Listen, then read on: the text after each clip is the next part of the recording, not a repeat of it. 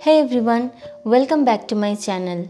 This video is part 2 of composition series, and in last video we have discussed 5 fundamental rules of composition in details and with lots of examples.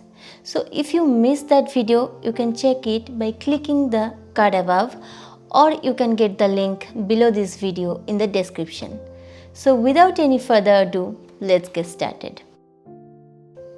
Rule number 1. Get to the eye level. When you photograph eye level, it puts the viewer and the subject on equal grounds and it feels intimate. It creates a strong connection with the animal and brings the viewer right into the animal's world. Besides that, if you push yourself to shoot at eye level, the subject separation from the background will be higher. Here you can see an image of Indian rhinoceros from Kaziranga. So this was shot when we just entered the central zone of the park. They were on the lowland areas, so I had to shoot at an angle much higher than eye level. And because of that, the distractions of the background are prominent. The other rhino didn't blur out, even though I photographed it at the widest aperture, which is f2.8. Now the second image I got after waiting about 10 minutes when it climbed up and about to cross the forest road, which was my exact eye level, and you can see how beautifully our subject got separated from the background and the foreground. Moving forward, this is a photo of rat snake searching for its food, and by shooting at the eye level, we can experience the surroundings from its perspective. Another example is here, a common hoopoe enjoying the afternoon dust bath in its habitat. Even if the frame is wide, we have a very clear view of our subject as we photographed from its level, eliminating all the distractions. So no matter how big or small your subject is, you can easily make it stand out by going to the eye level. So try to give that extra effort to get that prize result. Here's another trick. If your subject is like high on the tree and you cannot get high enough, or your subject is lying on the grounds and you are on a safari vehicle that you cannot get low enough, in those situations, move back from your subject and shoot to achieve the perception closer to the eye level.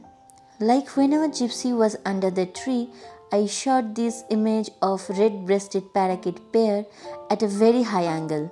Although it was the closest view, the vehicle was moved back to get a shot like this, which had a feel of eye level. Rule number 2. Fill the frame. When you fill the frame with more of your subject or subject's body part, reducing the amount of background or the negative space, you let the photograph portray drama. It allows you to showcase your personal artistic vision with lots of details. As there are no other distractions, you can tell a story by putting more emphasis on your subject.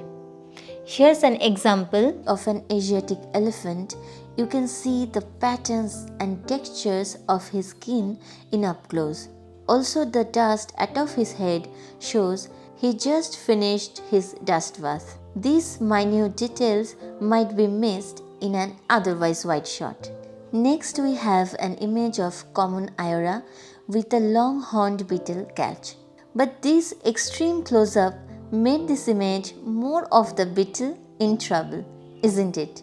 Moving next, here is a rhino with a jungle myna in their symbiotic relationship.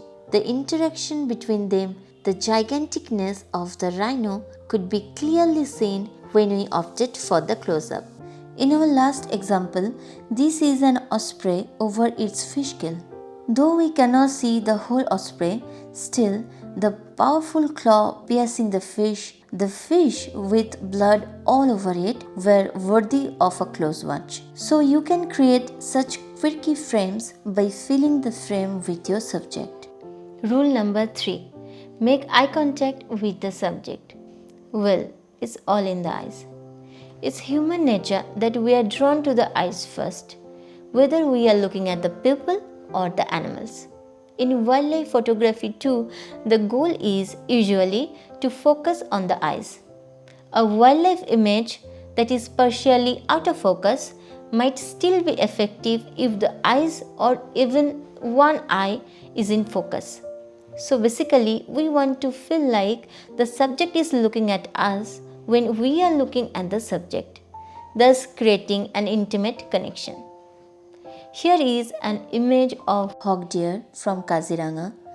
The flowers are lovely, the antlers are gorgeous, but there's no eye contact with the subject, right? And that makes this image lose its charm. After giving some time, it got accustomed and looked curiously at the camera. So we can see how engaging the image became for this eye contact. Moving forward, an image of Prinia in the mustard field.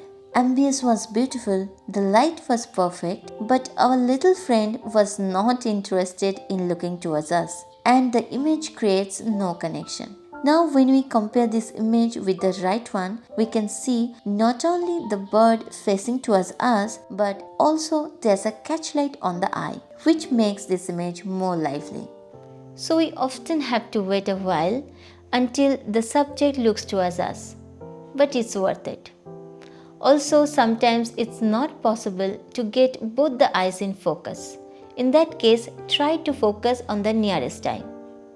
Here's an exception. It's not that you can't photograph a subject where its eyes are not visible. It entirely depends on the photographer's own perspective, like I did in this image of osprey flying away from the camera with a fish catch. But I really liked how symmetrical its wings were in flight. Rule number 4. Turn your camera vertically. Our instinct is to hold our cameras horizontally. And for most of the time, that's not a problem at all. But sometimes the scene that you are looking at calls for the vertical composition. It could be the trees, could be the branches, or a tall subject that looks better when they are photographed vertically. Moving to the example, nothing seems wrong with this image of rhesus macaque when we see it at a glance. But if we see minutely, this frame is asking for vertical composition. Here the tall trees in the background were cut off. In addition to it, distracting branches came into the frame. Now when we switched to the vertical composition, you can see how tall trees added depth to it, and we can easily feel the essence of forest in this composition. Moving forward, we have a high-key image of oriental darter, also known as snakebird, and it's easy to guess why it got such a name. So here we have nothing important to add sidewise, but as it has quite a long neck, it doesn't look good when we frame it horizontally. Rather, supporting its characteristic, if we frame it vertically while shooting, it will be a better composition. Here's another image where we can see our subjects, the spotted owlets in this case, inside the cavities of coconut tree.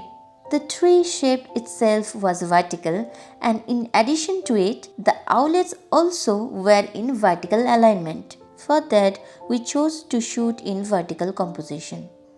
Rule number 5. Focus on the foregrounds. Well, in the last video, we discussed how vital watching our background is while shooting. Just like that, our foregrounds is as important as our background. Foreground creates a depth and that puts your subject in three-dimensional space. Also, using foreground to your advantage can often help to hide distracting elements. For example, in this image of golden jackal, you can see our subject posed nicely. But if you look at the bottom part of the image, it's clear that these distractions completely ruined this photograph. To save it, what I did was I shifted myself to the left where the vegetation was dense and shot through it to create the foreground blur. A simple step and the image had been changed dramatically. Here's another image of plum-headed parakeet in flight, An otherwise ordinary image became interesting when the blurred out leaves were added in the foreground. Moving to the last example of a tiny sunbird, I tried to shoot it through the flowers, which added a beautiful punch of color to this image and created a lovely mushy foreground. You can use the widest aperture of your lens, ideally f2.8 or f4. The shallow depth of field will throw the foreground out of focus. So these are the 5 tips of part 2. If you want advanced composition video, you can drop your comment. Also, do like, share and subscribe if you enjoyed this. See you soon with a brand new video. Till then, stay happy, stay kind and stay positive. Bye.